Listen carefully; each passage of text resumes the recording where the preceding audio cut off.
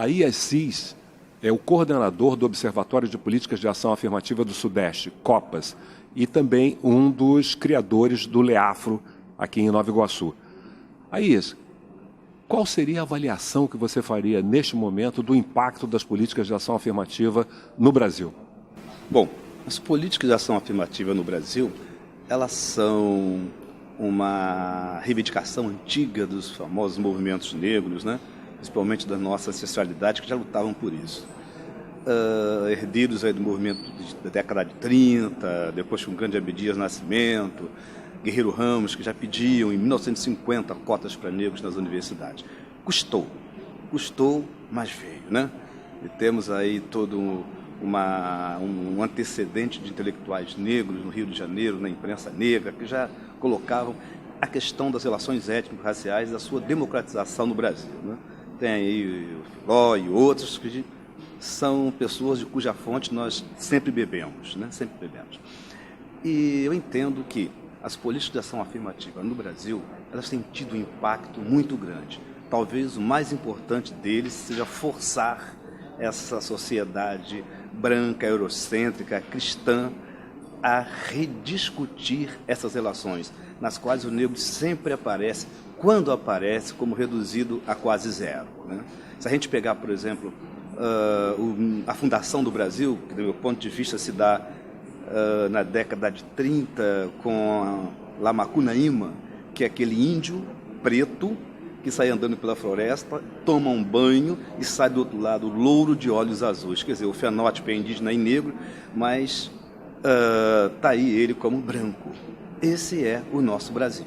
Brasil que nunca olhou para aquilo que ele chama de povo, se é que ele tem povo. Eu imagino que o Brasil tem povos, com tradições, com línguas, com costumes, mas como sempre se faz na criação dos países, né, há muitas coisas aí a serem esquecidas e outras a serem potencializadas.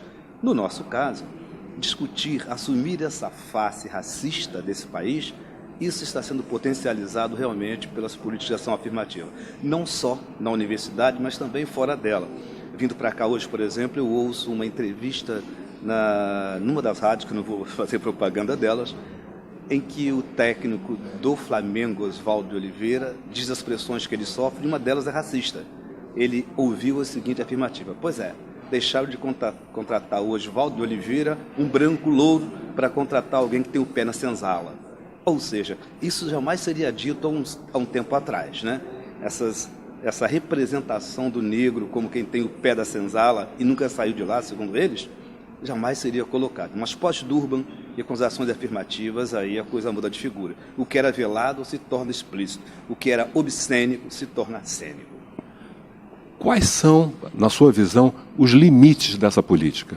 Até onde se pode chegar e o que elas não podem alcançar? Partindo do princípio de que políticas de ação afirmativa são emergenciais e temporárias. As políticas de ação afirmativa, elas possuem um conjunto de metas que, para serem atingidos, demoraria aí alguns séculos.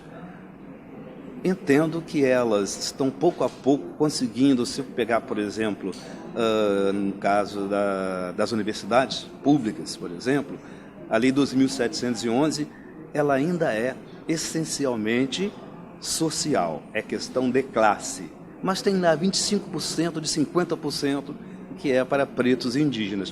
Perdão, isso é muito importante porque vai de encontro àquela ideia que se vende de que as políticas de ação afirmativa estariam prejudicando os pobres brancos. Pois é, né? Na verdade não é assim. O corte é de classe. 50% para livre demanda, 50% para escola pública. Depois, dentro desse, você estratifica por renda. E lá no finalzinho, sobra um pouquinho lá para pretos, pardos e indígenas. Se eu for para a área, por exemplo, do trabalho, a lei de cotas no mercado de trabalho, essas também estão abrindo fronteiras. Então, são possibilidades para os egressos dos alunos que na universidade entraram pelas políticas de ação afirmativa encontrarem alocação no mercado de trabalho. Limite. O racismo está na alma do povo brasileiro. Então, eu acho que as ações afirmativas, elas podem criar pequenas oportunidades objetivas no mercado de trabalho, mas não são potentes, nunca serão para acabar com o racismo. Esse é um de seus limites. Elas nem pretendem isso exatamente, né? Efetivamente, não pretendem. Elas deveriam ser políticas de reparação, mas nem isso são, porque se for reparar, aí não sobra Brasil. É muita coisa. Muito obrigado e muito sucesso no seu trabalho. Obrigado, e eu que agradeço a oportunidade.